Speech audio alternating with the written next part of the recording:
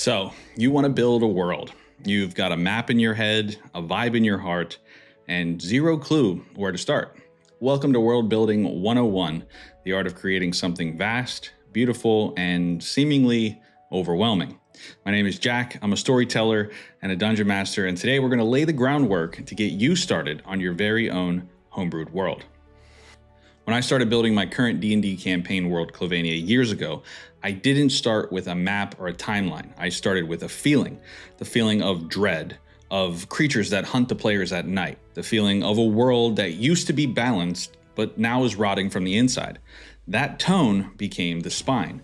From there, everything else, cities, factions, creatures, corruption, grew out of that single idea like mold on one of the crypt walls inside of Xavier's castle. So that's step one. Don't start with geography, start with emotion. Ask yourself, what do I want my players to feel when they enter my world for the first time?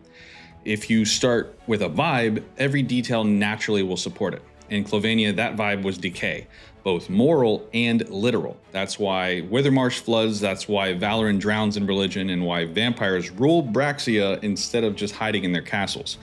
The world reflects the story that you want to tell. That's what good world building does. It mirrors the themes, not just the terrain. Otherwise, you're just making pretty maps and names of cities that are hollow, right? Next, build from the ground up, not the sky down. You don't need to know every king in history. Although going down that rabbit hole will thrill the players that love lore, and I'm not saying that you can't get there, but start small. Worlds feel alive when the mundane details make sense. Who's scared of what? What's about to happen? What rumor is spreading? That's how you make a world that breathes, because your players will care less about who ruled 3 centuries ago and more about why the blacksmith won't sell to paladins.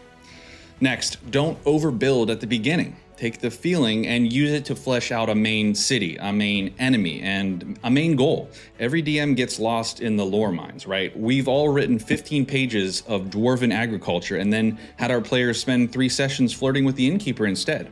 Write just enough to allow the story to develop naturally. Remember, we're not writing a novel yet, you're building a stage, right?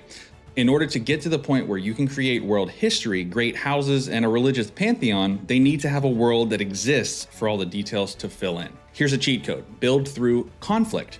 Every great world has tension baked into its bones. In Kjlovania, it's the church versus the players versus the creatures of the night. In your world, it might be nature versus technology, gods versus mortals, or who ate the last ration. Conflict tells you what actually matters. It shapes politics, religions, economies, everything. And it gives your players something to push against. A world without friction is just a backdrop.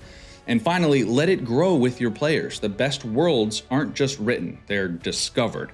Your players' decision should change the map geography, rewrite the lore, and break the balance that you thought you had. The world should feel like a living, breathing place that is constantly changing with the game state. World building isn't only about control. It's about collaboration disguised as omnipotence. So yeah, start with a feeling, build small, let the tension shape it, let the players run it and then ruin it. That's what they're going to remember.